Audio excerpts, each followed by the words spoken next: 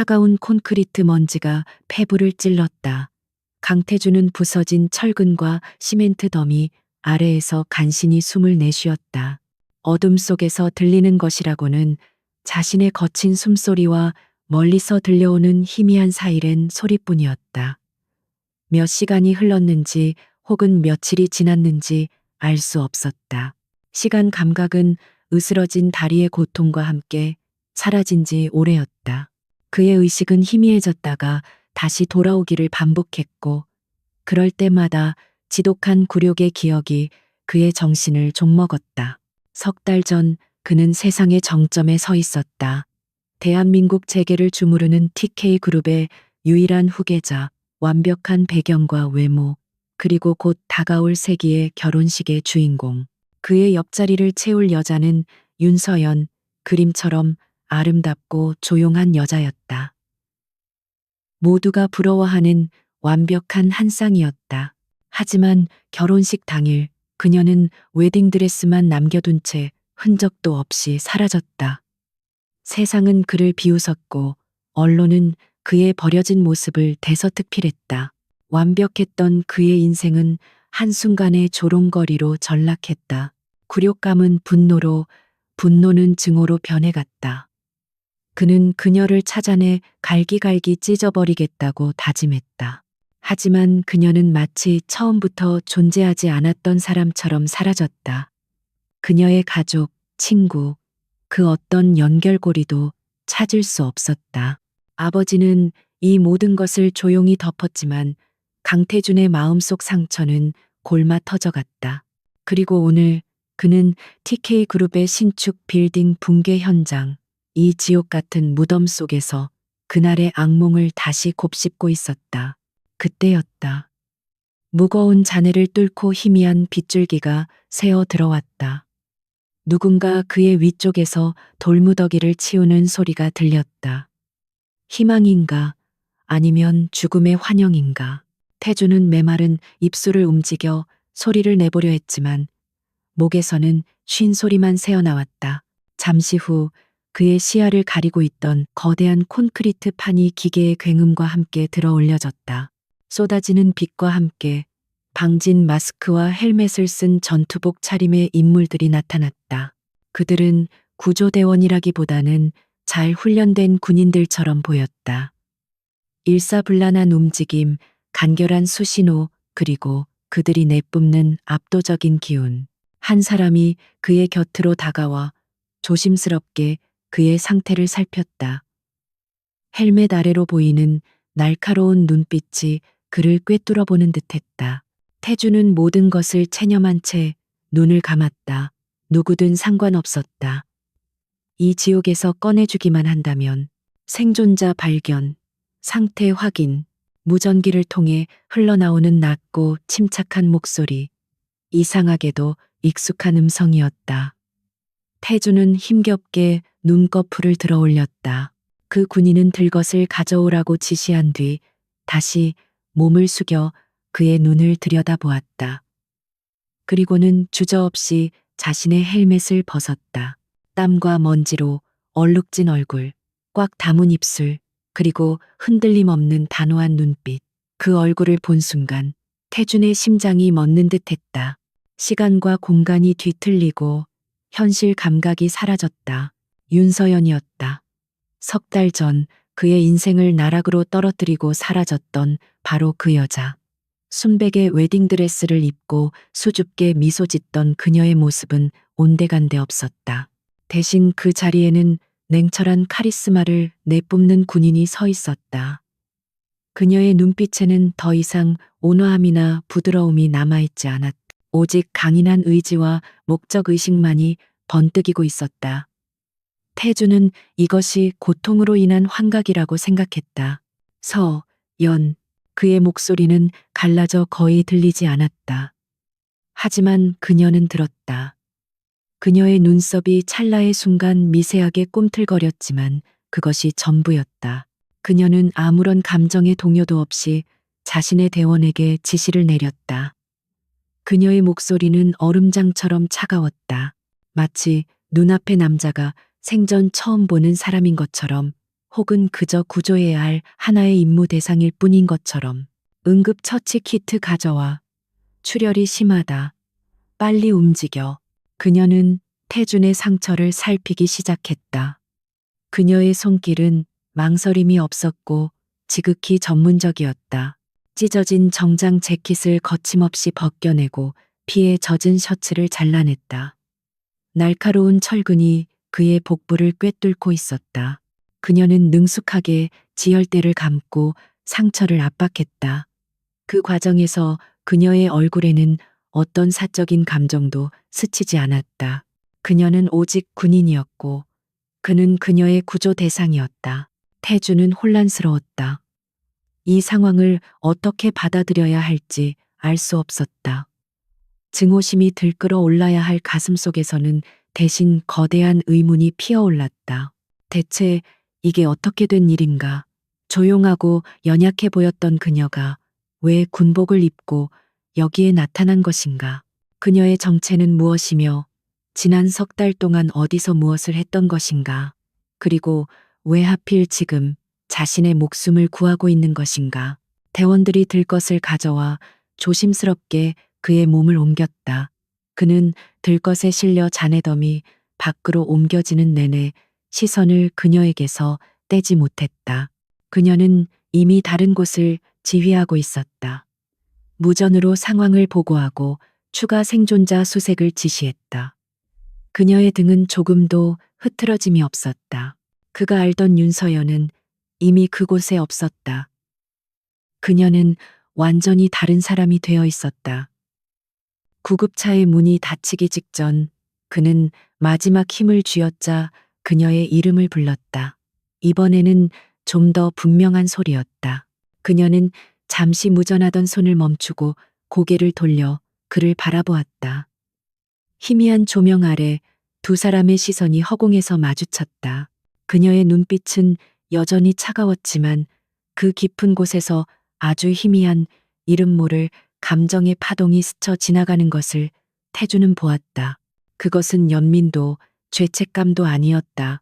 그것은 마치 거대한 비극의 서막을 알리는 경고와도 같았다. 구급차 문이 닫히고 그는 어둠 속으로 빨려 들어갔다. 강력한 진통제가 혈관을 타고 퍼지면서 의식이 서서히 멀어져 갔다. 정신을 잃기 직전 그의 머릿속을 채운 것은 복수심도 배신감도 아니었다.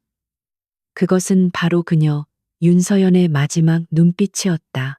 모든 것을 알고 있다는 듯한, 그리고 앞으로 닥쳐올 운명에 대한 단호한 각오가 서려 있는 그 눈빛. 그는 이 모든 것이 단순한 우연이 아님을 직감했다. 그녀의 실종과 이 건물의 붕괴, 그리고 군인이 되어 돌아온 그녀. 이 모든 조각들은 그가 상상조차 할 수 없는 거대한 그림의 일부였다. 폐허가 된 빌딩 위로 차가운 밤 공기가 내려앉고 있었다. 윤서연은 멀어져 가는 구급차의 불빛을 잠시 바라보다가 이내 다시 헬멧을 썼다. 그녀의 얼굴에서 찰나의 흔들림은 사라지고 다시 냉철한 지휘관의 모습으로 돌아왔다. 그녀에게 과거는 이미 지나간 페이지일 뿐이었다. 중요한 것은 현재의 임무, 그리고 이 붕괴 뒤에 숨겨진 진실을 파헤치는 것이었다. 강태준, 그는 이제 그녀의 과거가 아니라 임무의 가장 중요한 변수이자 열쇠였다.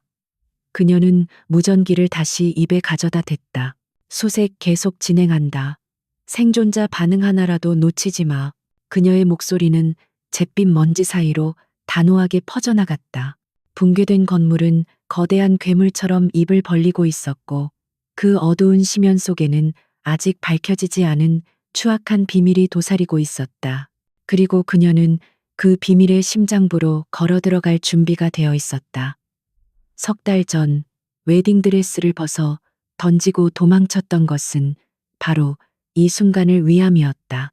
운명의 톱니바퀴는 이제 막 피와 먼지 속에서 다시 굴러가기 시작했다. 병원 특실의 소독약 냄새가 강태준의 의식을 현실로 끌어당겼다. 그는 천천히 눈을 떴다. 온몸이 욱신거렸고 붕대로 감긴 다리는 돌덩이처럼 무거웠다. 창밖은 이미 짙은 어둠에 잠겨 있었다. TV 화면에서는 앵커가 심각한 표정으로 TK그룹 신사옥 붕괴 소식을 전하고 있었다. 그리고 그 아래 자막에는 기적적으로 구조된 강태준 상무라는 글자가 선명했다. 꿈이 아니었다.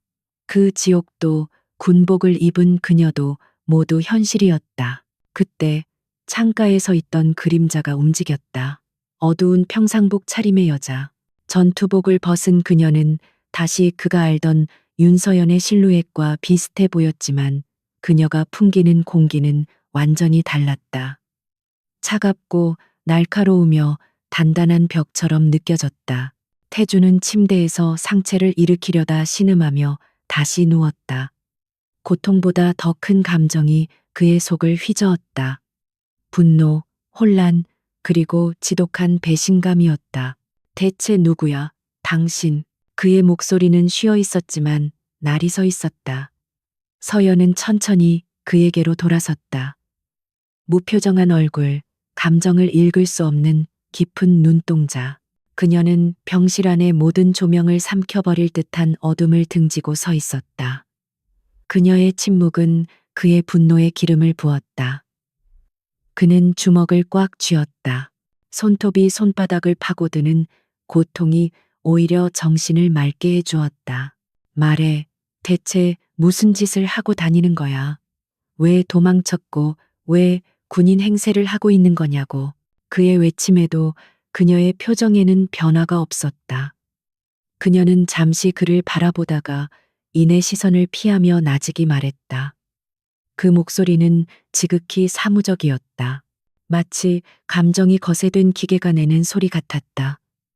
그녀는 그에게 어떤 설명도 할 의무가 없다는 듯 그저 사실만을 전달했다. 내 신분은 기밀사항이야. 난 임무 수행 중이었고 당신은 구조 대상이었어. 그게 전부야. 그게 전부라니. 태주는 실소했다. 그의 인생을 송두리째 망가뜨린 여자가 이제 와서 모든 것을 임무라는 단어 하나로 덮으려 하고 있었다. 그는 자신의 옆에 있던 물컵을 집어던지고 싶었지만 그럴 힘조차 없었다. 그는 대신 도끼 서린 말들을 뱉어냈다. 세상에서 가장 잔인한 말들을 골라 그녀의 심장에 비수처럼 꽂아 넣고 싶었다. 임무? 그럼 우리의 약혼도 결혼 준비도 전부 임무였나? 내 얼굴에 똥칠을 하고 세상의 웃음거리로 만든 것도? 네가 내게 주었던 그 모든 웃음과 시간들도 전부 연기였어? 그의 말은 날카로운 파편이 되어 병실 공기를 갈랐다. 그 순간 처음으로 그녀의 눈동자가 미세하게 흔들렸다. 아주 짧은 순간이었지만 태주는 놓치지 않았다. 하지만 그녀는 곧바로 평정을 되찾았다. 그녀는 훈련된 군인이었고 감정을 통제하는 것은 생존과 직결된 본능이었다. 그녀는 다시 한번 차갑게 선을 그었다. 과거에 대한 이야기는 할 필요 없어. 중요한 건 당신이 살았다는 사실이야. 바로 그때 병실 문이 요란하게 열리며 강민혁 회장과 비서진들, 그리고 정복을 입은 경찰 고위 간부가 들어섰다.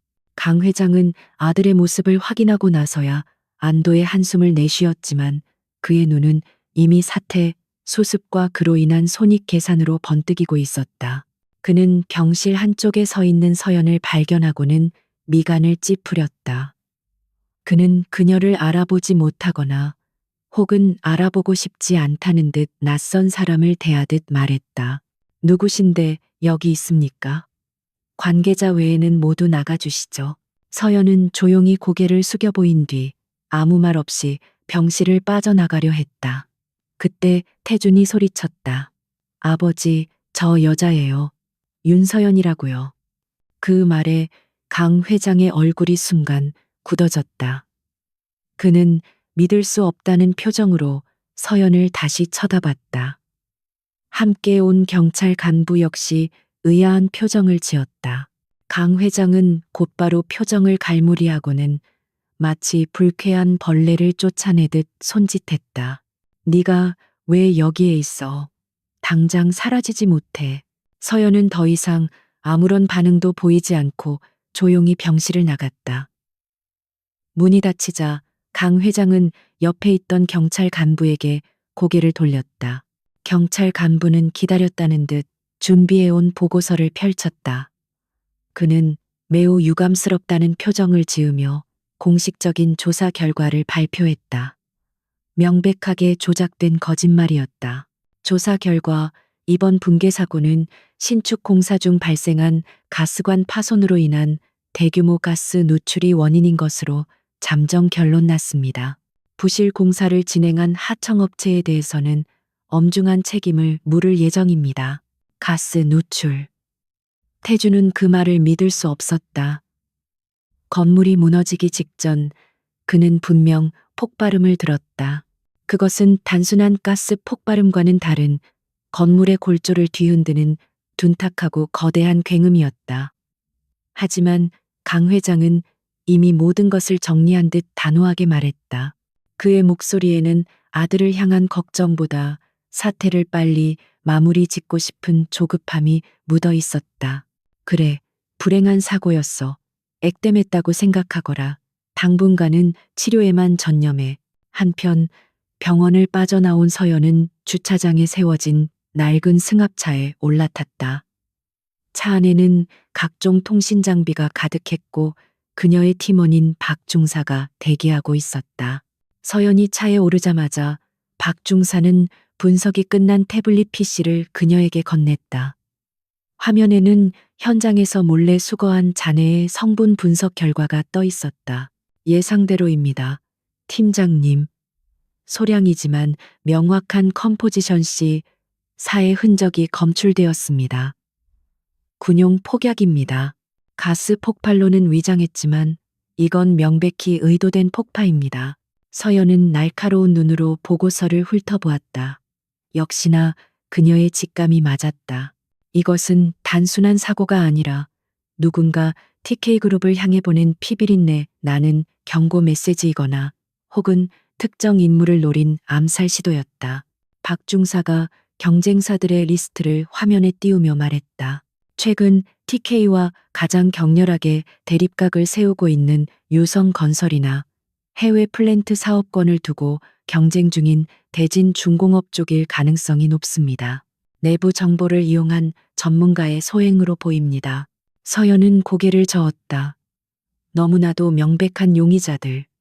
마치 우리가 범인입니다라고 광고하는 것 같았다. 그녀는 이 사건의 배후에 더 교활하고 거대한 무언가가 숨어 있다고 느꼈다. 어쩌면 범인은 외부에 있는 것이 아니라 바로 TK그룹의 가장 깊숙한 심장부에 있을지도 모른다는 불길한 예감이 그녀의 머릿속을 스쳤다. 다시 병실.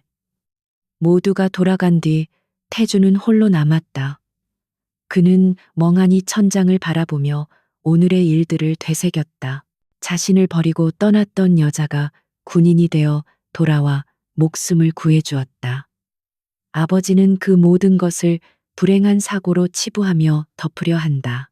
공식 발표는 가스 누출이라지만 그의 귓가에는 여전히 그날의 폭발음이 생생했다. 모든 것이 거짓말투성이었다. 그는 창문에 비친 자신의 모습을 보았다. 붕대를 감고 링거를 꽂은 초라한 환자. 세상의 정점에서 하루아침에 나락으로 떨어진 남자. 그는 깨달았다. 지난 석 달간 그를 괴롭혔던 것은 단순한 굴욕감이 아니었다. 그것은 자신이 믿었던 모든 것이 거짓일지도 모른다는 불안감이었다. 그리고 오늘 그 불안감은 확신이 되어 그의 심장을 옥죄기 시작했다. 윤서연, 그녀는 대체 무엇을 알고 있는 것일까? 그녀는 왜 돌아온 것일까? 그는 이 거짓된 세상의 진실을 알아내야만 했다. 그것이 설령 자신을 파괴하는 길이라 할지라도. 비밀 안전가옥으로 사용되는 낡은 인쇄소 지하, 윤서연과 그녀의 팀원들은 분주하게 움직였다. 공기 중에는 오존 냄새와 뜨거운 기계음이 가득했다. 벽 한쪽을 가득 채운 대형 스크린에는 붕괴된 건물의 3D 시뮬레이션 영상이 떠 있었다. 폭파물 분석 전문가인 김하사가 영상을 확대하며 서연에게 보고했다. 그의 목소리는 냉정했지만 그 안에는 전문가적인 흥분이 섞여 있었다. 단순한 폭파가 아닙니다. 팀장님. 이건 예술의 경지입니다. 범인은 건물의 핵심 지지, 기둥 세 곳에 정확히 폭발물을 설치했습니다. 최소한의 폭약으로 최대한의 파괴를 이끌어내는 이른바 제어 철거 방식입니다. 건물의 하중을 역이용해 스스로 무너지게 만든 겁니다. 이런 정밀한 계산은 폭파 전문가 중에서도 상위 1%만 가능합니다. 그의 설명에 팀원들의 얼굴이 굳어졌다. 이것은 단순한 테러리스트의 소행이 아니었다. 건물의 설계 도면을 완벽하게 파악하고 군용 폭약을 손에 넣을 수 있으며 그것을 정밀하게 설치할 수 있는 능력을 가진 자. 용의자의 범위는 대폭 좁혀졌지만 동시에 그 위험성은 상상 이상으로 커졌다. 서연은 턱을 괜 채 스크린을 응시했다. 그녀의 머릿속은 복잡한 수식처럼 빠르게 회전했다. C사의 출처는 추적 중인가? 국방부와 기무사를 통해 국내에 유통된 모든 군용 폭약의 이력을 확인하고 있습니다.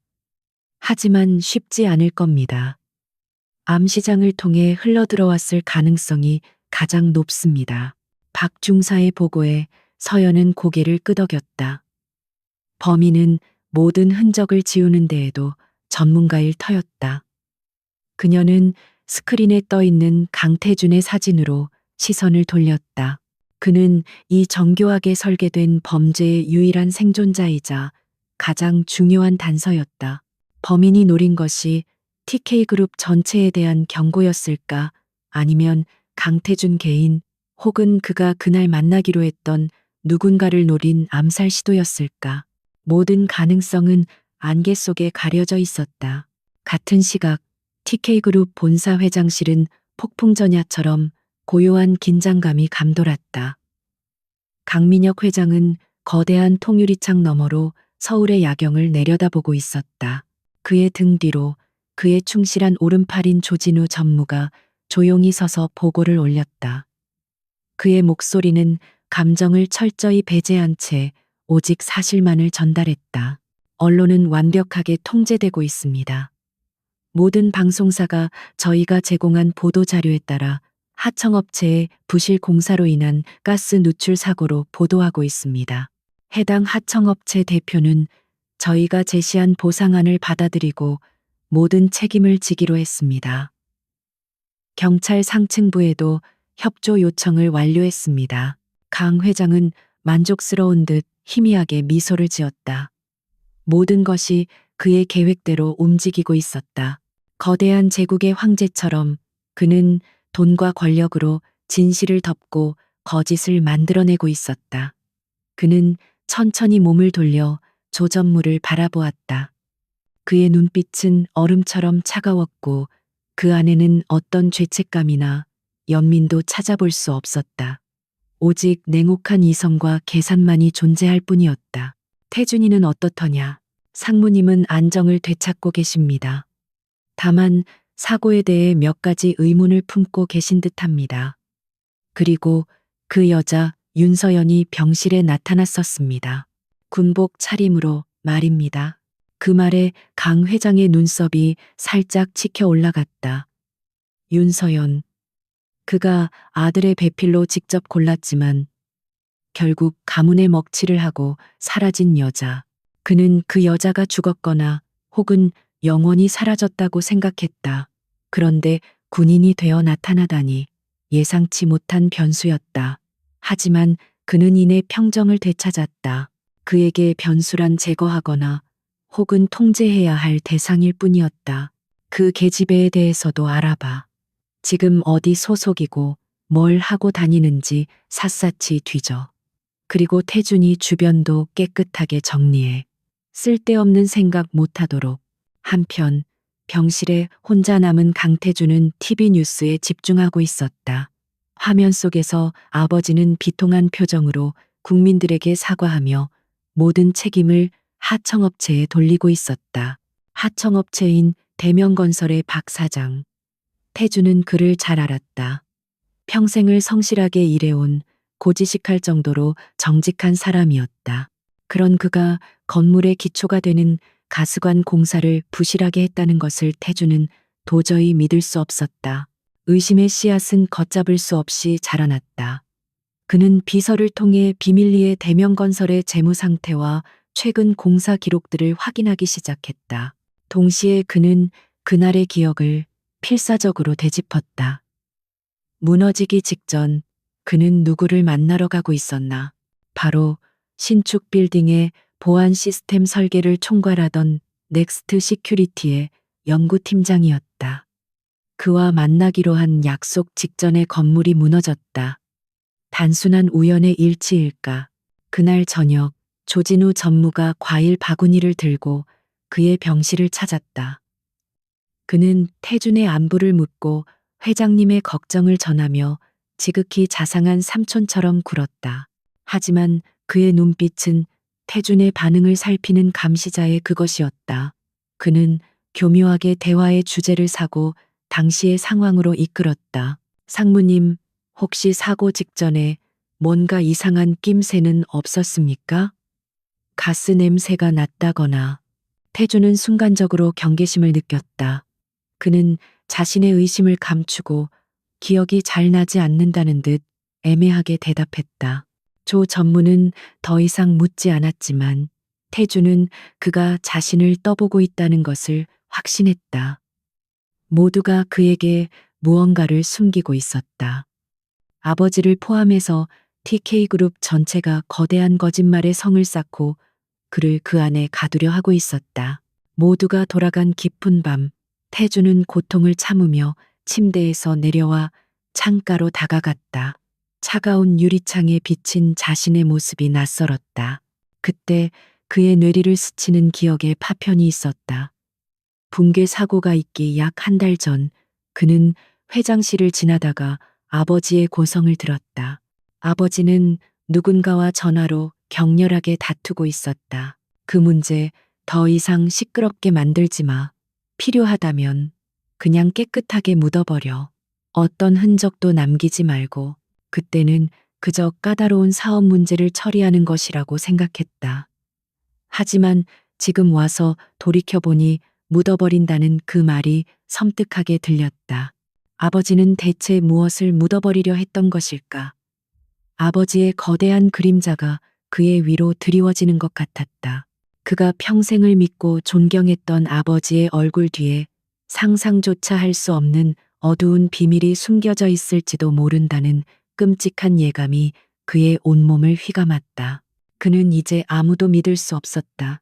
병원 복도를 지키는 검은 양복의 사내들은 강민혁 회장의 충견들이었다. 그들은 강태준을 보호하는 것이 아니라 감시하고 있었다. 태준은 이 질식할 듯한 감옥에서 벗어나야만 했다. 그는 자신의 유일한 수족이자 아직은 믿을 수 있는 최 비서에게 몰래 연락했다. 그의 지시는 짧고 단호했다. 계획은 위험했지만 다른 방법이 없었다. 그는 진실을 향한 첫걸음을 내디뎌야 했다. 자정 무렵 병실의 비상벨이 요란하게 울렸다. 복도를 지키던 경호원들이 긴장하며 간호사 스테이션으로 달려갔다. 그곳에서는 최 비서가 가슴을 붙잡고 쓰러지는 연기를 하고 있었다. 그 소동을 틈타 태주는 미리 준비해둔 의사 가운을 걸치고 부상당한 다리를 끌며 비상계단을 통해 병원을 빠져나왔다. 차가운 밤 공기가 그의 폐부로 스며들자 비로소 살아있다는 감각이 희미하게 돌아왔다. 어디로 모실까요? 상무님. 지하 주차장에서 그를 기다리고 있던 최 비서가 물었다. 태주는 잠시 망설였다. 윤서연, 그녀를 어디서 찾을 수 있을까? 그녀의 모든 정보는 세상에서 지워진 듯했다. 그는 과거의 기억을 더듬었다. 연애 시절 그녀는 복잡한 일이 있을 때면 늘 한적한 강가의 작은 성당을 찾곤 했다. 그곳에서 기도하는 대신 스테인드 글라스를 통과하는 빛을 멍하니 바라보며 마음을 정리한다고 했었다. 도박이었지만 그가 걸 수 있는 유일한 패였다. 오래된 성당은 도시의 소음에서 벗어나 고요함 속에 잠겨 있었다. 태준이 절뚝이며 안으로 들어섰을 때 희미한 촛불 너머로 한 여자의 뒷모습이 보였다. 윤서연이었다.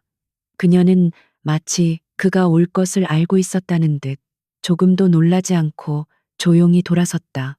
그녀의 존재는 이 신성한 공간에 어울리지 않는 이질적인 긴장감을 만들어냈다. 그녀는 더 이상 순수한 기도자가 아니었다. 어떻게 내가 여기 있을 거라고 생각했지? 그녀가 먼저 침묵을 깼다. 그녀의 목소리는 성당의 높은 천장으로 울려 퍼졌다. 태주는 제단 앞으로 다가가 그녀와 마주섰다. 이제 그의 목소리에는 분노보다 절박함이 더 많이 묻어 있었다. 그는 더 이상 자존심을 따질 여유가 없었다. 그는 생존해야 했고 진실을 알아야 했다. 가스 누출이 아니었어. 당신도 알고 있지. 아버지는 거짓말을 하고 있고 모두가 나를 속이고 있어. 대체 무슨 일이 벌어지고 있는 건지 말해줘. 당신이 아는 모든 것을. 서연은 그의 눈을 똑바로 응시했다. 그의 눈 속에서 절망과 의심, 그리고 희미한 생존 본능을 읽었다. 그녀는 그가 변했다고 생각했다. 과거의 오만한 재벌 3세가 아니라 자신의 세계가 무너진 것을 깨달은 한 명의 인간이 서 있었다. 그녀는 지금이 그를 끌어들일 적기라고 판단했다. 하지만 모든 것을 말해줄 수는 없었다. 그녀는 진실이라는 칼날의 아주 작은 부분만을 그에게 보여주기로 결정했다. 당신 말이 맞아. 사고가 아니야. 계획된 폭파였어. 그녀는 품에서 작은 USB 장치를 꺼내 그에게 건넸다. 내 차에서 확인해. 혼자서. 그 안에는 그녀의 팀이 촬영한 폭파 현장의 사진 몇 장과 폭약 성분 분석 결과 보고서가 들어 있었다. 그리고 가장 결정적인 증거, 건물이 무너지기 직전 넥스트 시큐리티 연구팀장의 휴대폰에서 복원한 마지막 음성 메시지 파일도 함께였다. 태주는 성당을 나와 그녀가 알려준 차에 올라탔다. 그는 떨리는 손으로 노트북을 켜고 USB의 내용을 확인했다. 사진 속 폭파의 흔적은 전문가가 아닌 그가 봐도 명백했다. 그리고 음성 메시지를 재생하는 순간 그의 온몸이 얼어붙었다. 메시지 속에서 연구팀장은 다급한 목소리로 누군가에게 말하고 있었다. 강민혁 회장님이 지시하신 자료는 제가 처리하겠습니다. 하지만 이건 너무 위험합니다. 강태준 상무님까지 끌어들이는 건. 그 말이 끝나기 직전 거대한 굉음과 함께 녹음은 끊겼다. 아버지가 모든 것을 알고 있었다. 아니, 직접 지시했을지도 모른다. 태주는 배신감에 숨이 막혔다. 아버지는 아들의 목숨조차 자신의 거대한 계획을 위한 장기말로 여기고 있었다. 그는 차에서 내려 비틀거리며 다시 서연에게로 향했다. 이제 그녀는 그가 기댈 수 있는 유일한 동아줄처럼 보였다. 설령 그 줄이 썩은 것일지라도 그는 잡아야만 했다. 왜 나를 살린 거지? 모든 걸 알고 있었다면 그냥 죽게 내버려 둘 수도 있었잖아. 그의 질문에 서연은 처음으로 시선을 피했다. 그녀의 목소리가 아주 희미하게 떨리는 것 같았다. 당신은 내 임무의 일부가 아니었으니까. 그것은 거짓말이었다. 그를 구한 것은 임무 때문이 아니었다. 지옥 같은 잔해 속에서 그의 이름을 불렀던 순간 그녀 안에 군인과 과거의 여자 사이에서 아주 짧은 갈등이 있었다. 그리고 그녀는 결국 그를 구하는 쪽을 선택했다. 그녀는 다시 냉정을 되찾고 본론으로 들어갔다. 그녀의 제안은 단순하고 명확했다. 하지만 그 무게는 천근만근처럼 무거웠다. 그녀는 그에게 선택지를 주었다. 진실을 향한 위험한 길을 함께 걸을 것인지, 아니면 거짓된 평화 속에서 꼭두각시로 살아갈 것인지. 나는 이 폭파의 배후를 쫓고 있어. 당신은 TK 그룹 내부에 있고 내가 가질 수 없는 정보에 접근할 수 있지. 당신 아버지의 서재, 컴퓨터, 비밀 금고, 나에게 정보를 가져와. 그럼 나도 당신에게 진실을 줄게. 그리고 당신을 살려주지. 태주는 오랫동안 그녀를 바라보았다.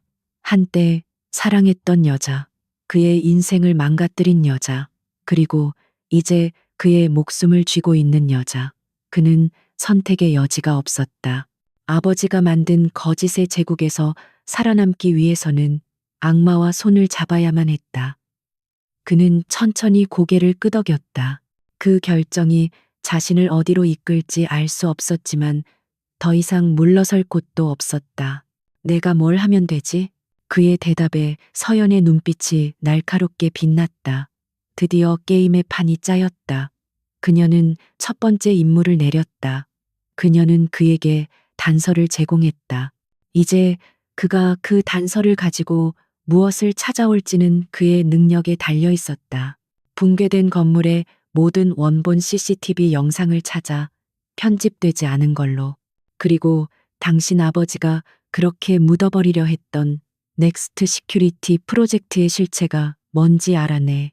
두 사람은 어둠 속에서 말없이 서로를 응시했다. 더 이상 애증의 관계가 아니었다. 그들은 이제 각자의 목적을 위해 서로를 이용해야 하는 공모자였다. 성당의 스테인드 글라스를 통과한 달빛이 그들의 얼굴 위로 차갑게 부서져 내렸다.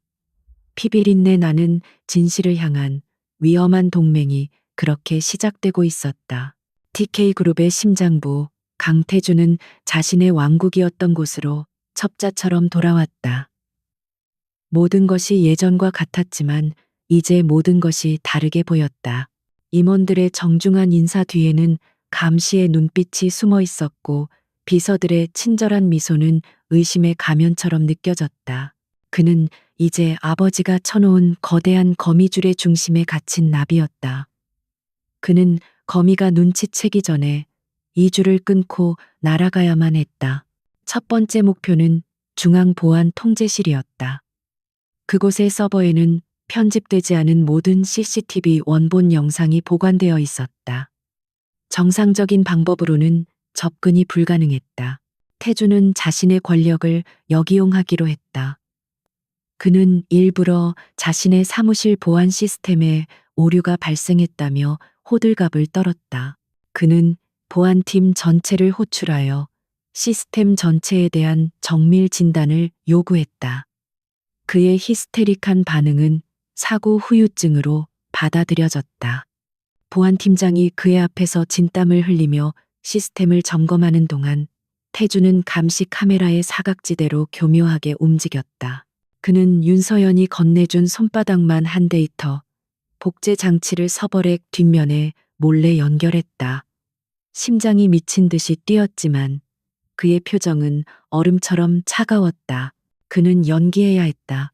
오만하고 까다로우며 트라우마에 시달리는 후계자를 몇 분이 영원처럼 흘렀다. 장치의 작은 램프가 녹색으로 바뀌는 순간 그는 조용히 그것을 회수했다. 수십 테라바이트에 달하는 진실의 조각이 그의 손안에 들어왔다. 데이터는 지하철역의 물품 보관함을 통해 윤서연에게 전달되었다. 그녀의 팀은 즉시 분석에 착수했다. 수백 대의 카메라가 수주 동안 촬영한 방대한 영상. 인간의 눈으로는 불가능한 작업이었다. 그들은 인공지능 분석 프로그램을 동원하여 영상 속의 모든 변칙적인 움직임을 찾아내기 시작했다. 그리고 마침내 그들은 균열을 발견했다.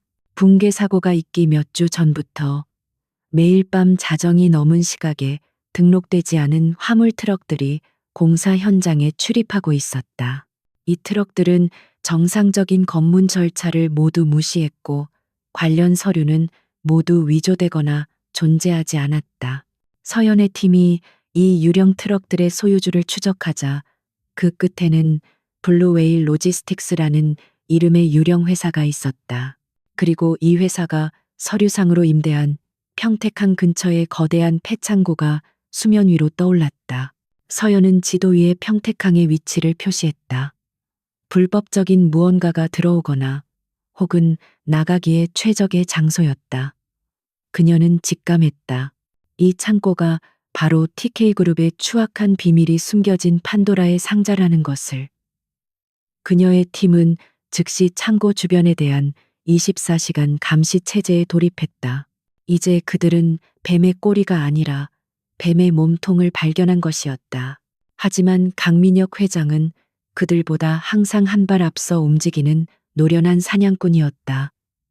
그는 아들의 미심쩍은 행동들을 보고받고 있었다. 보안실 접근 요청, 대명건설에 대한 뒷조사. 그는 아들이 자신의 통제를 벗어나 위험한 호기심을 품기 시작했다는 것을 깨달았다. 그는 더 이상 아들을 가만히 내버려 둘 수 없었다. 그는 아들의 날개를 꺾어야만 했다.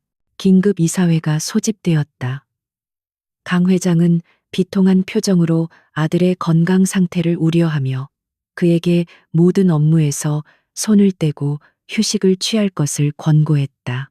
누구도 감히 반대하지 못했다.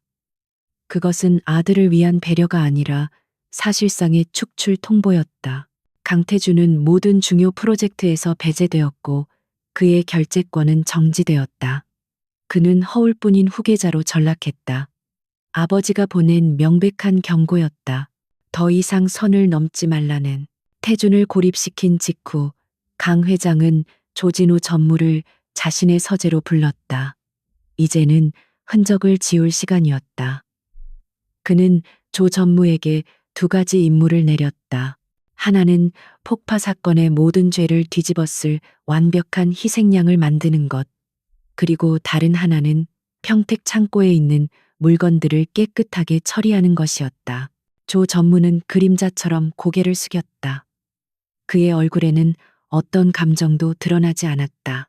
조 전무는 인사 파일을 뒤지기 시작했다. 그의 손가락이 한 남자의 서류 위에서 멈췄다. 건설사업부의 이진석 차장. 최근 승진해서 누락되었고 거액의 도박 빚에 시달리고 있었다. 회사에 대한 불만과 돈에 대한 절박함. 그는 조작하기에 완벽한 재료였다. 조 전무는 그의 약점을 파고들어 그를 TK그룹을 배신한 파렴치한 테러리스트로 만들 계획을 세우기 시작했다. 그는 이진석의 컴퓨터에 몰래 접속하여 폭탄 제조법을 검색한 기록을 심고 그의 계좌로 출처불명의 거액을 입금시켰다. 그리고 그의 주변인들을 매수하여 그가 최근 회사에 대한 불만을 자주 토로했다는 거짓 증언을 확보했다. 거대한 제국은 한 개인을 희생양으로 삼아 자신들의 균열을 메우려 하고 있었다. 이진석이라는 이름에 덫이 놓이고 있었다. 그것은 세상 사람들을 속이기 위한 덫이었고 동시에 진실을 파헤치려는 윤서연과 강태준을 끌어들이기 위한 미끼이기도 했다. 제국의 반격은 차갑고 잔인하며 지극히 효율적으로 시작되고 있었다. 조진우 전무가 던진 미끼는 정교하고 치명적이었다. 그는 윤서연의 팀이 TK그룹의 통신망 일부를 감청하고 있다는 사실을 역이용했다. 그는 희생양으로 지목된 이진석 차장의 이름으로 위조된 내부자 고발 이메일을 생성했다. 그 안에는 TK그룹이 불법적으로 수입한 무기 부품을 인천의 한 폐공장으로 옮겨 폐기하려 한다는 구체적인 시간과 장소가 담겨 있었다. 모든 것이 너무나도 그럴싸했다. 서연은 정보를 보고받았을 때 본능적으로 덫의 냄새를 맡았다. 너무 완벽하고 너무 시기적절했다. 하지만 동시에 이것이 사실일 경우 놓칠 수 없는 결정적인 기회이기도 했다. 그녀는 고심 끝에 위험을 감수하기로 결정했다. 그녀는 팀을 둘로 나누었다. 박 중사가 이끄는 팀은 평택 창고의 감시를 계속하고 자신은 최소한의 정예 요원 3명과 함께 직접 인천 폐공장으로 향했다. 그것은 계산된 도박이었다. 밤에 장막이 내려앉은 인천항의 폐공장은 거대한 강철 괴물처럼 음산한 기운을 내뿜고 있었다. 바닷바람에 섞인 녹슨 쇠냄새가 코를 찔렀다. 서영과 그녀의 팀은 소리 없이 어둠 속으로 스며들었다. 그들의 움직임은 유령과도 같았다. 수년간의 훈련으로 다져진 그들의 감각은 최고조로 날카로워져 있었다. 하지만 공장 내부는 죽은 듯이 고요했다. 아무런 움직임도 인기척도 느껴지지 않았다. 그들이 이메일에 명시된 공장 중앙부의 A3 구역에 발을 들여놓는 순간이었다. 사방에서 강력한 서치라이트가 터지며 그들의 시야를 멀게 했다. 동시에 공장 2층과 3층의 창문들에서 수십 개의 총구가 불을 뿜기 시작했다. 총알이 비처럼 쏟아지며 콘크리트 기둥과 낡은 기계들의 파편을 튀겼다. 조진우가 고용한 용병들이었다. 그들은 서연의 팀을 완전히 고립시키고 섬멸할 작정이었다. 엄폐, 대응 사격, 서연의 외침과 함께 팀원들은 일사불란하게 흩어져 거대한 기계 설비 뒤에 몸을 숨겼다. 그녀는 빗발치는 총탄 속에서도 침착함을 잃지 않았다. 그녀의 눈은 빠르게 전장의 지형과 적의 위치를 파악했다. 적들은 수적으로 우세했지만 대부분 고지대의 위치에 시야가 제한되어 있었다. 그녀는 즉시 반격 작전을 지시했다. 이것은 단순한 생존이 아니라 포위망을 뚫기 위한 역습이었다. 같은 시각 강태주는 아버지의 서재 주변을 배회하고 있었다. 업무에서 배제된 그는 무력감에 휩싸여 있었다. 넥스트 시큐리티 프로젝트에 대한 모든 자료는 최고 등급의 보안으로 잠겨 있었고 그의 권한으로는 접근조차 불가능했다.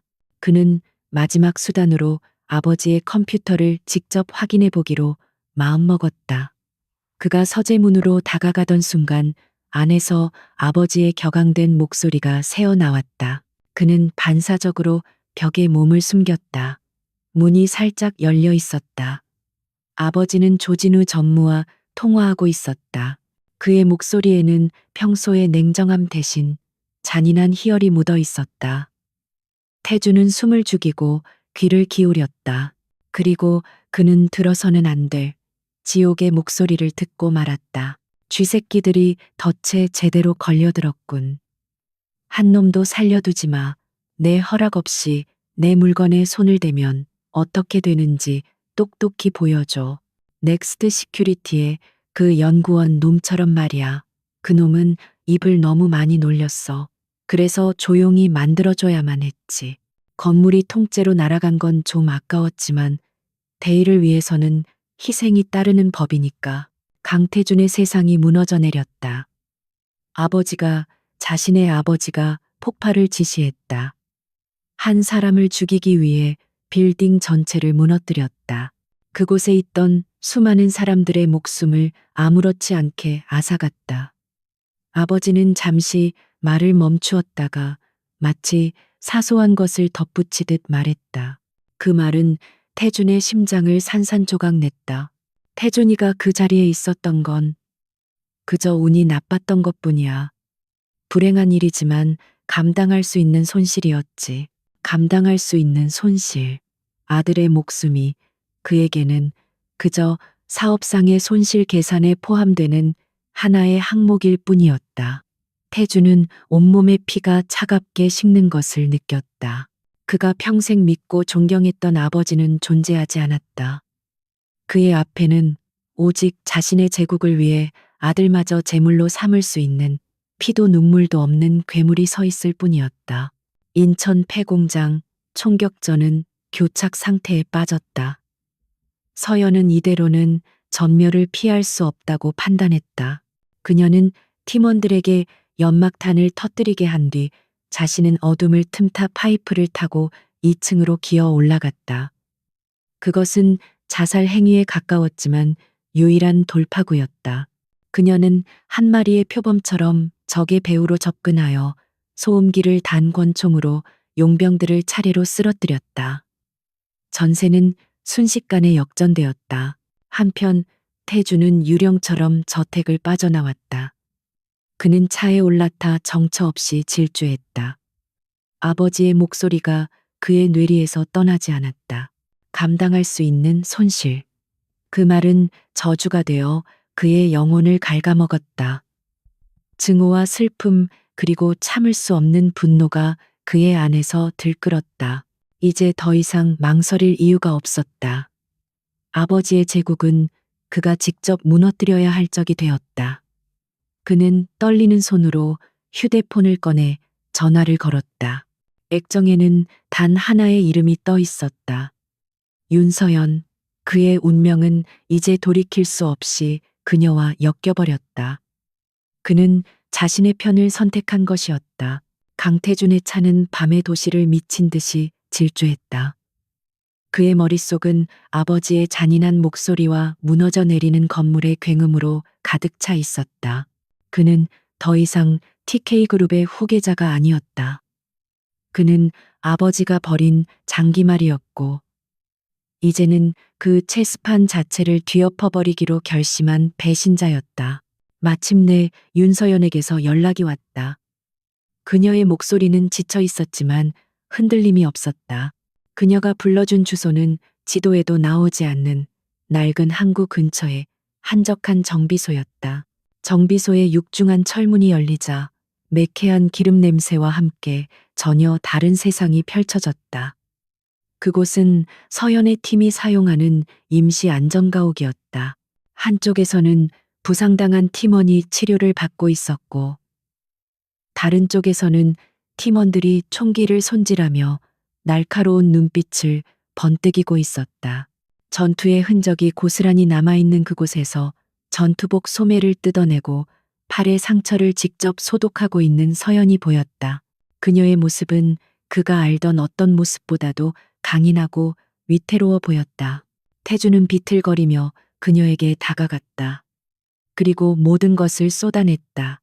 아버지와 조 전무의 통화 내용, 자신을 감당할 수 있는 손실이라 칭했던 그 잔인한 한마디까지. 그의 목소리는 분노와 절망으로 떨렸다. 그의 고백을 듣는 동안 서연의 표정에는 변화가 없었지만 그녀의 눈빛은 그 어느 때보다 깊고 어두워졌다. 이제 마지막 퍼즐 조각이 맞춰졌다. 강민혁 회장의 동기가 명확해진 순간이었다.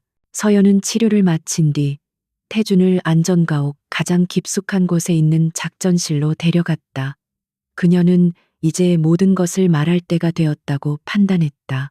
강태준은 더 이상 외부인이 아니었다. 그는 이제 아버지의 범죄를 입증할 가장 확실한 내부 증인이자 복수심에 불타는 강력한 아군이었다. 그녀는 벽에 걸린 작전 지도를 등지고 서서 오랫동안 숨겨왔던 자신의 진짜 정체를 밝혔다. 내 이름은 윤서연 대위. 육군 정보사령부 특수작전팀 소속이다. 지난 2년간 내 임무는 대한민국을 좀먹는 불법 무기 밀매 조직을 추적하고 와해시키는 것이었다. 그리고 그 조직의 수장이 바로 당신 아버지 강민혁 회장이야. 태준의 눈이 충격으로 크게 뜨였다. 서연은 담담하게 말을 이어갔다. 넥스트 시큐리티 프로젝트는 첨단 방위 산업으로 위장한 불법 무기 시스템 개발 사업이었고, 평택의 폐창고는 그 무기들을 해외 분쟁 지역으로 밀수출하는 핵심 거점이었다. 그녀와 그의 약혼은 강 회장의 가장 깊숙한 내부로 잠입하기 위한 마지막 단계의 위장 작전이었다. 결혼식 날 내가 사라졌던 건 넥스트 시큐리티의 연구팀장이 우리 쪽에 접촉해왔기 때문이야. 그는 모든 것을 폭로하겠다고 했어. 강 회장이 그를 제거하기 전에 나는 내 신분을 버리고 잠적해서 작전을 다음 단계로 이끌어야만 했다. 모든 것이 명확해졌다. 그를 괴롭혔던 개인적인 배신감과 굴욕은 사실 거대한 국가 안보 작전의 일부였다. 윤서연이 그를 버린 것이 아니었다. 그녀는 더 큰 것을 지키기 위해 자신을 버렸던 것이다. 그의 마음속에서 그녀를 향한 마지막 원망의 찌꺼기가 사라지고 그 자리에는 아버지를 향한 차가운 분노와 눈앞의 여자에 대한 경외심이 들어찼다. 그는 더 이상 피해자가 아니었다. 그는 이제 이 전쟁의 참전자가 되기로 결심했다. 그의 눈빛이 달라졌다. 어떻게 하면 그를 막을 수 있지? 그의 질문에 서연의 팀원들이 모두 그를 주목했다. 작전 회의가 시작되었다. 그들은 강민혁을 정면으로 공격할 수 없다는 것을 알고 있었다. 그의 권력은 법 위에 군림했고 그의 돈은 모든 입을 막을 수 있었다. 그를 무너뜨릴 방법은 단 하나, 세상이 지켜보는 앞에서 그의 가면을 벗겨버리는 것뿐이었다. 그때 태준이 결정적인 아이디어를 제시했다. 일주일 뒤 TK그룹 정기 주주총회가 열립니다. 모든 언론과 재계, 정계의 이목이 집중되는 가장 큰 연례 행사. 강민혁 회장이 자신의 제국을 과시하는 바로 그 무대. 그곳은 강민혁에게 가장 빛나는 장소이자 동시에 그의 무덤이 될 수도 있었다. 계획이 세워졌다. 이름하여 전복 계획. 태주는 내부자로서 주주총회의 보안 시스템과 발표 장비에 접근하는 역할을 맡았다. 그는 아버지가 자랑스럽게 상영할 그룹의 미래 비전 영상 대신 그의 모든 범죄 증거가 담긴 영상을 송출할 것이었다. 서영과 그녀의 팀은 그동안 평택 창고에 잠입하여 무기 밀매의 결정적인 증거를 확보하고 주주총회 당일 외부에서 모든 퇴로를 차단하는 역할을 맡았다. 작전실의 공기가 뜨겁게 달아올랐다.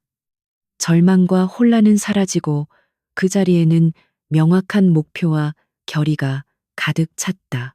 서연은 주주총회가 열릴 컨벤션 센터의 설계도를 펼쳤다. 태주는 그 옆에 서서 보안팀의 동선과 감시 카메라의 사각지대를 정확히 짚어주었다. 깨어졌던 과거의 연인은 사라지고 그 자리에는 제국을 무너뜨리기 위해 손을 잡은 두 명의 동지, 두 명의 전사만이 서 있었다. 그들의 눈빛은 더 이상 과거를 향하지 않았다. 그들의 시선은 오직 피해 대가를 치르게 할 일주일 후의 미래를 향하고 있었다. 폭풍전야의 고요함은 언제나 가장 무겁게 내려앉는 법이다. 주주총회까지 남은 며칠 동안 강태주는 가면을 쓰고 연기해야 했다. 그는 아버지의 뜻에 따라 모든 것을 체념한 트라우마에 시달리는 아들의 역할을 완벽하게 소화해냈다. 저녁 식사 자리에서 아버지가 회사의 미래에 대해 열변을 토할 때 그는 영혼 없는 눈으로 고개를 끄덕였다. 조진우 전무가 그의 어깨를 두드리며 위로의 말을 건넬 때 그는 속으로 치밀어 오르는 구역질을 삼키며 희미하게 미소 지었다. 매일 밤 그는 이 지긋지긋한 연극 무대에서 벗어나 비밀리에 안정가옥으로 향했다. 그곳은 그의 유일한 안식처이자 진실이 살아 숨쉬는 유일한 공간이었다. 그곳에서 그는 더 이상 TK그룹의 후계자가 아닌 제국을 무너뜨리려는 혁명가 중 한 명이었다. 그는 자신이 빼돌린 내부 자료들을 서연의 팀에게 넘겼고 그 자료들은 강민혁의 목을 조일 칼날이 되어 차곡차곡 쌓여갔다. 작전 준비가 거의 마무리되어 가던 어느 날 밤 태준과 서연은 작전실에 단둘이 남게 되었다. 팀원들은 마지막 정찰 임무를 위해 모두 자리를 비운 뒤였다. 어색한 침묵이 흘렀다. 그들의 관계는 이제 동지였지만 지워지지 않는 과거의 흔적은 여전히 그들 사이에 희미한 벽처럼 남아 있었다. 침묵을 깬 것은 태준이었다. 그의 목소리는 나직하고 담담했다. 한때는 당신에게 복수하는 꿈을 꿨어. 어떻게 하면 당신을 가장 고통스럽게 무너뜨릴 수 있을까? 매일 밤 그것만 생각했지. 그런데 지금은 그냥 알 것 같아. 당신이 왜 그래야만 했는지. 그의 말에 서연은 잠시 창밖을 바라보았다. 도시의 불빛이 그녀의 눈동자에서 희미하게 흔들렸다. 그녀는 처음으로 군인이 아닌 한 명의 여자로서 자신의 속내를 드러냈다. 그녀의 목소리에는 아주 옅은 후회의 그림자가 스며 있었다. 그것은 그녀가 평생을 짊어지고 가야 할 자신만의 상처였다. 내 인생에서 가장 힘든 임무였어. 웨딩드레스를 입고 당신 옆에 섰을 때 아주 잠깐 군인이라는 사실을 잊었어. 평범한 삶을 꿈꾸는 걸 나 자신에게 허락했지. 그게 내 가장 큰 실수였어. 감정은 우리 같은 사람들에겐 사치니까. 그 고백은 그들의 관계에 남아있던 마지막 앙금을 씻어내렸다. 태주는 그녀가 겪었을 고통의 무게를 비로소 이해했다. 그녀는 사랑을 배신한 것이 아니라 더 큰 사명을 위해 자신의 삶을 희생했던 것이다. 그들의 과거는 이제 용서와 이해의 이름으로 봉인되었다. 중요한 것은 과거가 아니라 그들이 함께 만들어갈 미래였다. 태주는 컨벤션 센터의 설계도를 바라보며 나직이 물었다. 우리가 이길 수 있을까? 그의 목소리에는 숨길 수 없는 불안감이 묻어 있었다. 거대한 제국과 맞서 싸우기에 그들은 너무나도 소수였다. 서연은 그의 곁으로 다가와 그의 눈을 똑바로 바라보았다. 그녀의 눈빛은 흔들림 없는 신뢰와 확신으로 가득 차 있었다. 내가 폐허 속에서 당신을 처음 발견했을 때 내 눈에 보인 건 TK그룹의 후계자였어. 하지만 지금 내 앞에 있는 사람은 아니야. 지금 내 앞에는 자신의 모든 것을 걸고 정의를 위해 싸우는 남자가 있어. 강태준, 당신이 바로 우리의 가장 강력한 무기야. 그녀의 말은 그 어떤 위로보다 더 큰 힘이 되어 그의 가슴에 와닿았다. 그는 더 이상 외롭지 않았다. 그녀는 그의 손에 작은 호흡 측정기를 쥐어주었다. 긴장될 때 사용해. 숨을 깊게 들이마시고 천천히 내쉬는 거야. 3번만 반복하면 심장 박동이 안정될 거야. 전장에서 쓰는 가장 기본적인 방법이지. 그녀는 이제 그의 연인이 아니라 전우이자 스승이었다. 마침내 운명의 날, 주주총회 전날 밤이 되었다. 도시의 가장 높은 곳, 펜트하우스에서 강민혁 회장은 만족스러운 미소로 야경을 내려다보고 있었다. 그는 내일 있을 연설의 원고를 마지막으로 점검하고 있었다. 그의 연설은 청렴, 혁신, 그리고 사회적 책임에 대한 거짓된 미사역으로 가득 차 있었다. 그는 자신의 발밑에서 거대한 지각 변동이 일어나고 있다는 사실을 전혀 눈치채지 못하고 있었다. 같은 시각, 어두운 안전가옥에서는 서연과 태준을 포함한 모든 팀원들이 마지막 장비 점검을 하고 있었다. 작전실에는 무거운 침묵만이 흘렀다. 누구도 말을 하지 않았지만 그들의 눈빛은 비장한 각오로 불타오르고 있었다. 서연은 자신의 귀에 꽂힌 통신 장비를 마지막으로 확인했다. 그리고 팀원들을 둘러보며 나직하지만 단호한 목소리로 말했다. 전대원, 최종 점검 마쳐. 작전은 여명과 함께 개시한다. 폭풍이 몰려오고 있었다. 한 제국의 종말을 고하고 새로운 시대의 시작을 알릴 거대한 폭풍이. TK그룹의 연례 주주총회가 열리는 컨벤션 센터는 대한민국의 권력이 응축된 작은 우주와도 같았다. 화려한 샹들리에 아래 재계 총수들과 정계 거물들, 그리고 수백 명의 취재진이 모여 제국의 축제를 즐기고 있었다. 무대의 중심에는 강민혁 회장이 서 있었다.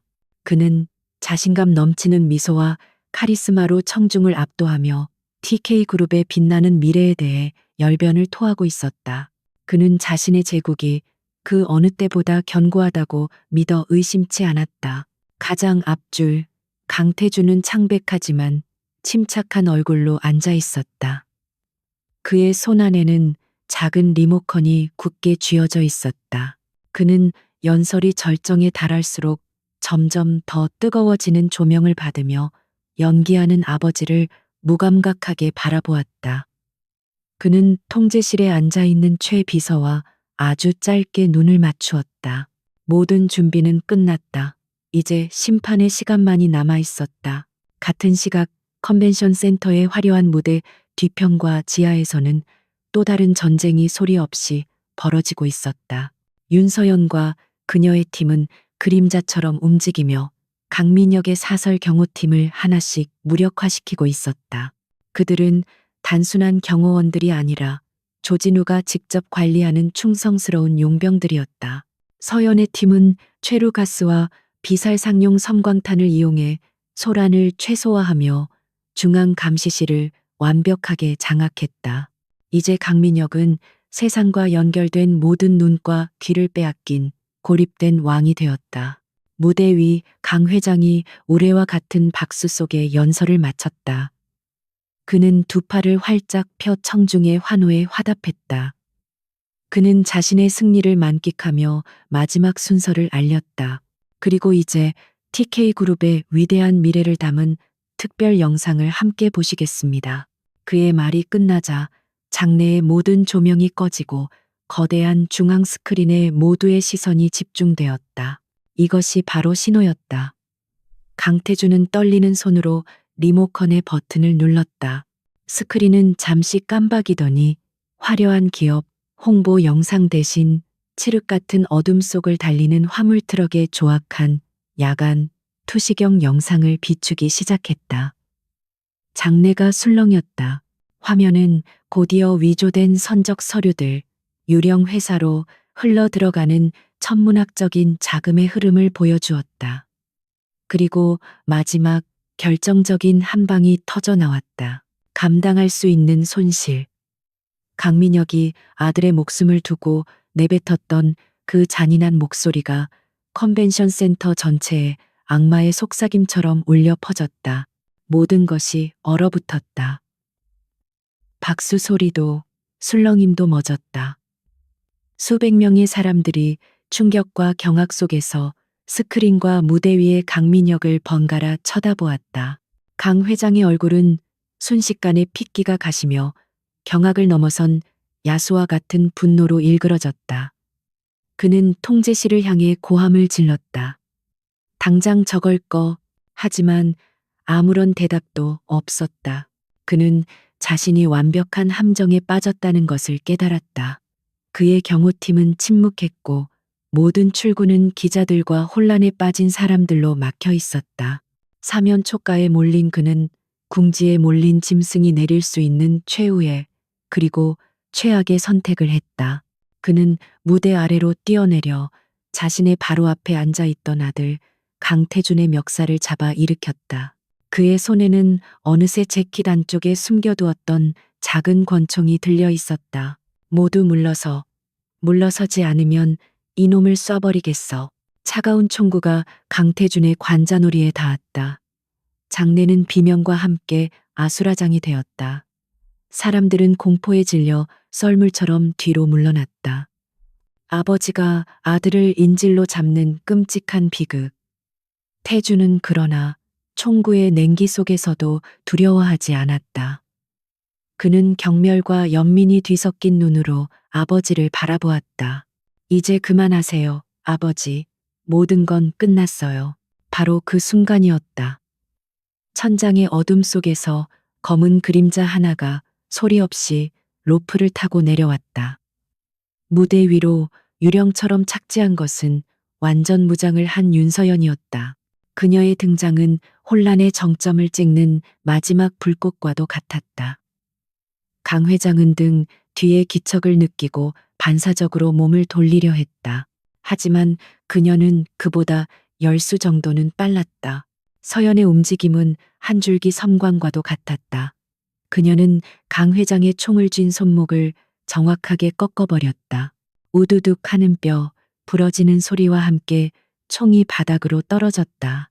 강 회장이 고통으로 비명을 지를 틈도 없이 그녀의 다음 동작이 그의 목과 관절을 제압했다.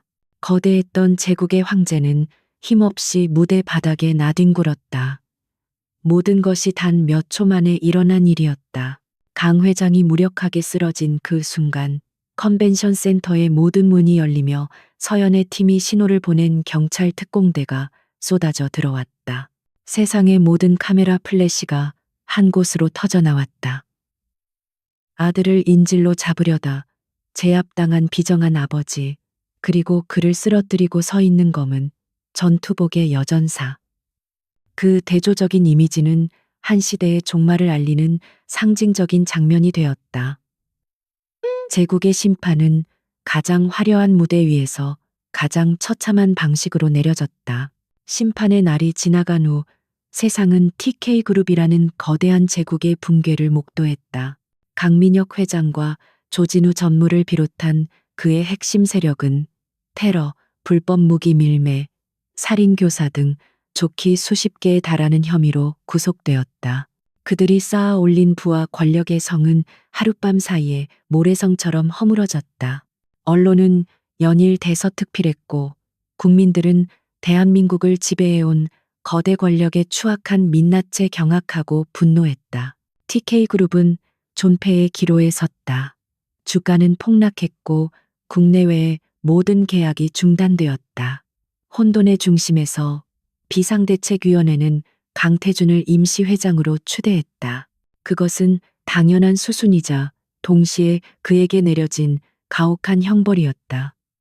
그는 이제 아버지가 남긴 이 거대하고 썩어빠진 유산을 자신의 손으로 직접 치워야만 했다. 몇 주 후 태주는 과거 아버지의 집무실이었던 곳에 서 있었다. 화려했던 모든 가구와 장식품은 치워지고 텅 빈 공간에는 오직 책상 하나만이 덩그러니 놓여 있었다.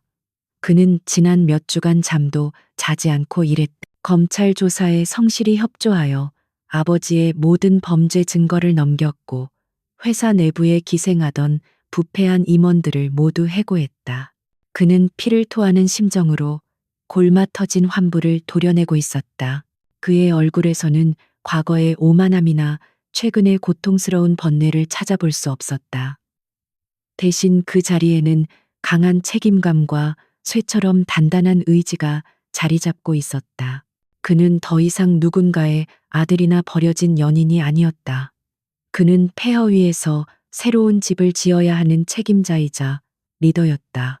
그는 자신이 저지른 방관의 죄를 이렇게 갚아나가고 있었다. 그날 오후 한 통의 연락을 받고 그는 약속 장소로 향했다. 그들이 처음 만났던 한적한 강가의 작은 성당. 그녀는 약속이라도 한 듯 그곳에 먼저 와 있었다. 평범한 청바지와 티셔츠 차림의 그녀는 이제 정말로 그가 처음 사랑에 빠졌던 평범한 윤서연의 모습과 닮아 있었다. 하지만 그는 알고 있었다. 그녀의 내면에는 그 누구보다 강인한 군인의 영혼이 숨쉬고 있다는 것을. 이제 떠나는 건가? 태준이 먼저 침묵을 깼다. 서연은 조용히 고개를 끄덕였다. 그녀의 임무는 완벽하게 끝났다. 대한민국을 위협하던 거대한 범죄 조직은 와해되었고 이제 그녀는 다시 그림자 속으로 돌아가야 했다. 두 사람 사이에는 편안한 침묵이 흘렀다. 더 이상 서로에게 설명하거나 이해를 구할 필요가 없었다. 그들은 이미 서로의 영혼 가장 깊은 곳을 들여다본 사이였다. 태주는 진심을 담아 말했다. 고마워. 내 목숨을 구해줘서가 아니야. 내 눈을 뜨게 해주고 내가 진짜 살아야 할 이유를 알게 해줘서 고마워. 당신이 아니었다면 난 평생 거짓된 성 안에서 왕자 노릇이나 하다가 괴물로 변해갔을 거야. 그의 말에 서연은 희미하게 미소 지었다.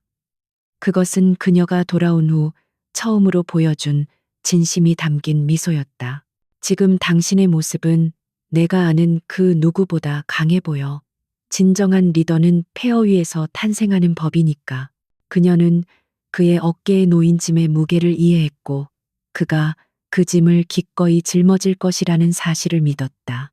이제 정말 이별의 시간이었다. 그녀는 먼저 몸을 돌렸다.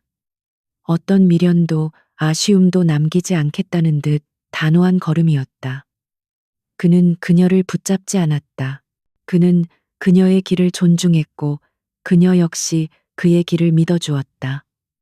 그것이 그들이 서로에게 보여줄 수 있는 마지막이자 가장 큰 신뢰였다. 그녀가 성당문을 거의 빠져나갔을 때 그가 마지막으로 그녀의 이름을 불렀다. 윤서연. 그녀는 걸음을 멈췄지만 뒤돌아보지는 않았다. 그는 애써 담담한 목소리로 말했다. 만약 언젠가 당신의 임무가 다시 당신을 서울로 이끈다면 그는 뒷말을 잊지 못했다. 하지만 그 말에 담긴 수만 가지 의미를 그녀는 분명히 들었을 것이다. 서연은 잠시 그대로 서 있었다. 그리고는 아주 작게 거의 눈에 띄지 않을 정도로 고개를 한번 끄덕였다. 그것이 그녀의 대답이었다. 그녀는 그대로 성당을 빠져나가 햇살 속으로 사라졌다.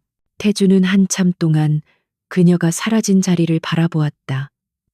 그는 이제 홀로 남았지만 더 이상 외롭지 않았다. 그는 성당을 나와 무너졌던 TK그룹의 신사옥 부지를 향해 차를 몰았다. 그곳에서는 새로운 건물을 짓기 위한 기초 공사가 한창이었다. 잿더미는 모두 치워졌고 그 위로 새로운 새벽의 빛이 쏟아져 내리고 있었다. 그는 차에서 내려 그 희망의 풍경을 오랫동안 바라보았다. 그에게도 이제 자신만의 임무가 생겼다. 바로 이 폐허 위에서 진실되고 올바른 제국을 다시 세우는 것. 그것이 그가 살아갈 이유이자 그가 만들어갈 새로운 새벽이었다.